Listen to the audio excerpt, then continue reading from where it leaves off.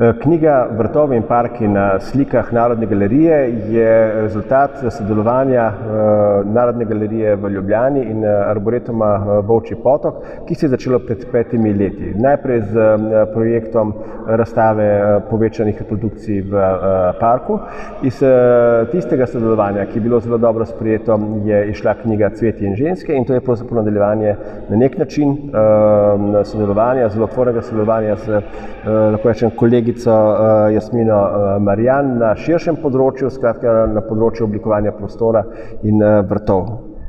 Najprej sem sama pogledala po bogati zakladnici umetnin Narodne galerije. Pogledala sem najprej dokumentacijo, nato tudi umetnine v živo v depojih. Tako sem naredila en zelo lep in bogat izbor, iz katerega sva potem skupaj izbrala 24 umetnin. Lahko bi izbrala celo mnogo več, ker imamo res obilico odličnih, kvalitetnih umetnikov in njihovih umetnin, ampak ker sva že v prvi knjigi nekako ugotovila, da je 24 umetnin odlično število za predstavitev ene vsebine in njeno razlage, sva ostala kar pri 24 umetninah in tudi tokrat ugotovila, da je to dovolj, da se sprehodiva zgodovinsko, stilno in vsebinsko od srede 18. stoletja pa tam do 20-30 let 20. stoletja. V čem je poudarek v tej knjigi? V tej knjigi je poudarek na motivu vrtov in parkov, ki se na slikah kažejo kot slikanje krajine. Saj so vrtovi in parki oblikovana krajina in ko so slikarji svoj pogled obrnili v krajino, so tam ugledali tudi park in vrt. Mogoče namerno, mogoče zaradi naročnika ali pa so sami videli v tem neko lepoto in estetiko, ki so jo želeli upodobiti na sliki ali pa upodobljenca postaviti vanj.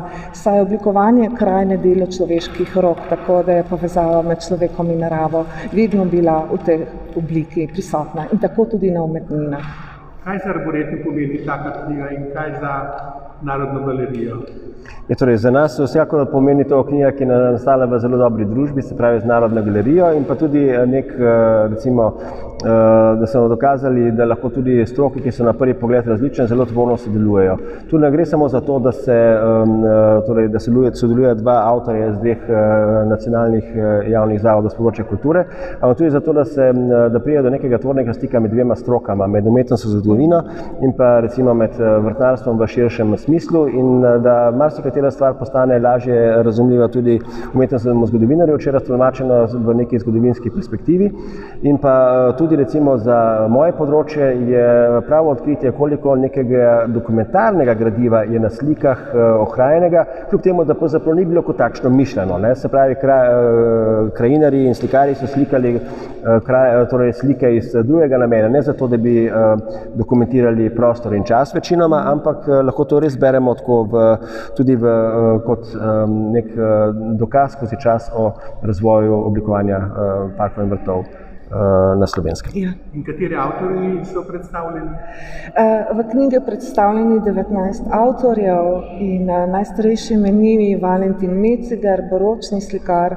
Na to pa sledimo večinoma slikarjem 19. stoletja, naj omenim tiste, ki jih naša publika in slovensko prebivalstvo najbolj pozna.